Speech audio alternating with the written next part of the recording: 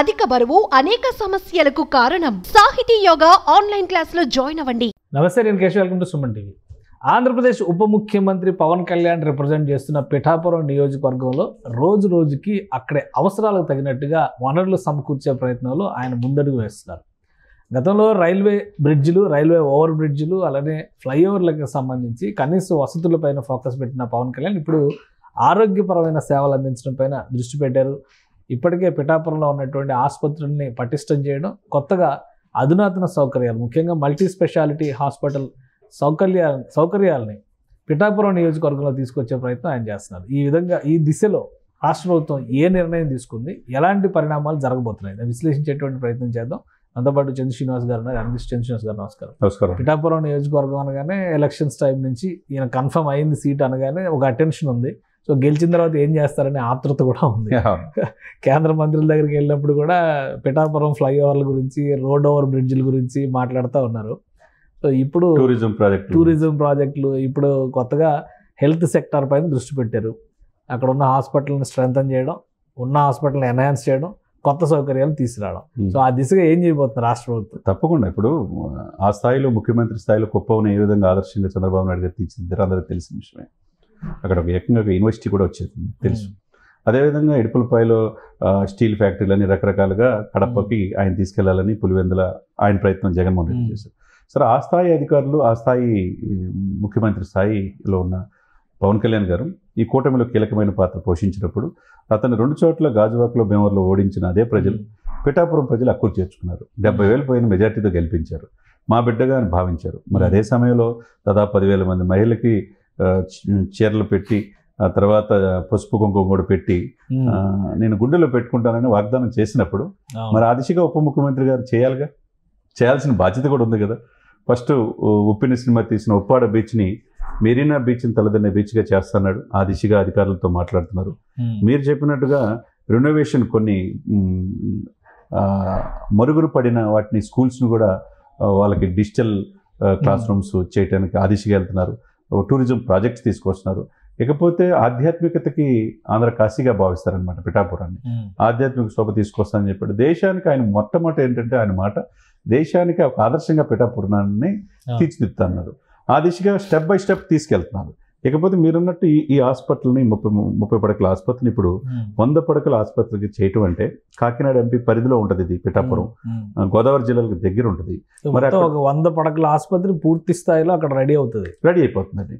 అది కానీ ఎందుకంటే ఆల్రెడీ శాంక్షన్ చేశారు కాబట్టి చేశారు. 35 కోట్లు శాంక్షన్ చేశారు. తర్వాత వీళ్ళకి కావాల్సిన 66 పోస్టులు భర్తీ చేయమన్నారు. ఆ భర్తీ చేయడానికి నెలకు వచ్చేదానికి అది దాదాపుగా 4.32 కోట్ల రూపాయలు వాళ్ళ జీతాలు కూడా అవుతాయి.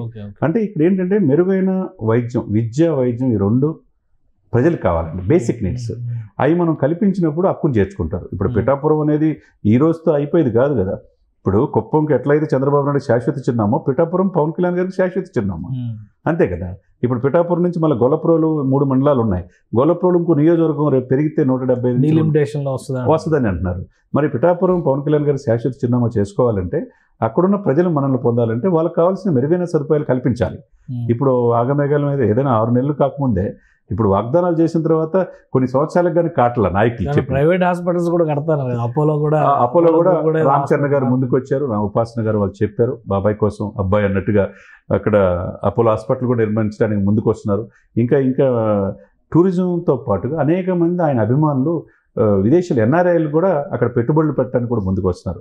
ఒకవైపు పారిశ్రామికంగా పిఠాపురాన్ని అభివృద్ధి చేస్తున్నారు, రెండో వైపు ఆధ్యాత్మికంగా టెంపుల్ టౌన్ అట్లా ఆ విధంగా తీసుకొస్తున్నారు.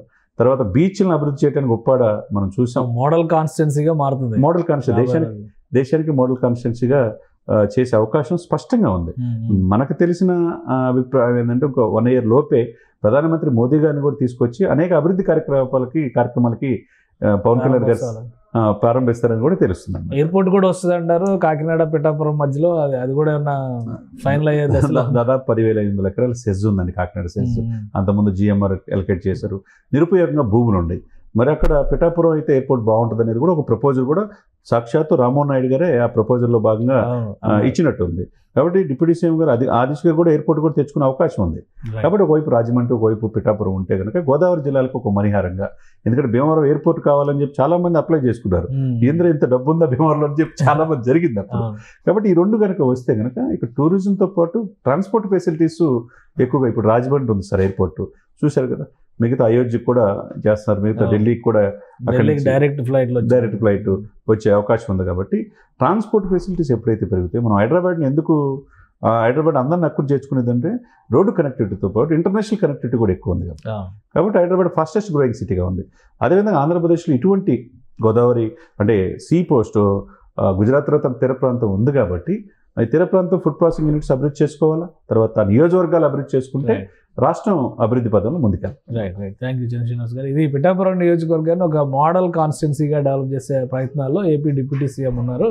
ఇప్పుడు ఆ కాన్స్టిట్యున్సీకి సంబంధించి 100 పడకల ఆసుపత్రిని శాంక్షన్ చేశారు. అలాగే రాబోయే రోజుల్లో ఎయిర్పోర్ట్ కోసం కూడా ప్రయత్నాలు చేస్తారు. రవాణా సౌకర్యాలు మెరుగుపరచడంతో పాటు టూరిజం కాన్సెప్ట్స్ని పిఠాపురం నుంచి ప్రమోట్ చేయాలని పవన్ కళ్యాణ్ గారు ఉత్సాహం చూపిస్తున్నట్టుగా కనిపిస్తుంది. ఇక కేంద్రం సహకారంతో డెవలప్మెంట్ ప్రాజెక్ట్స్ని పిఠాపురంలో తీసుకురావడం ద్వారా దేశానికి ఆదర్శంగా నిలపాలని ఆయన ప్రయత్నిస్తున్నారని చంద్ర శ్రీనివాస్ గారు విశ్లేషిస్తున్నారు. ఇది స్పెషల్ డిస్కషన్.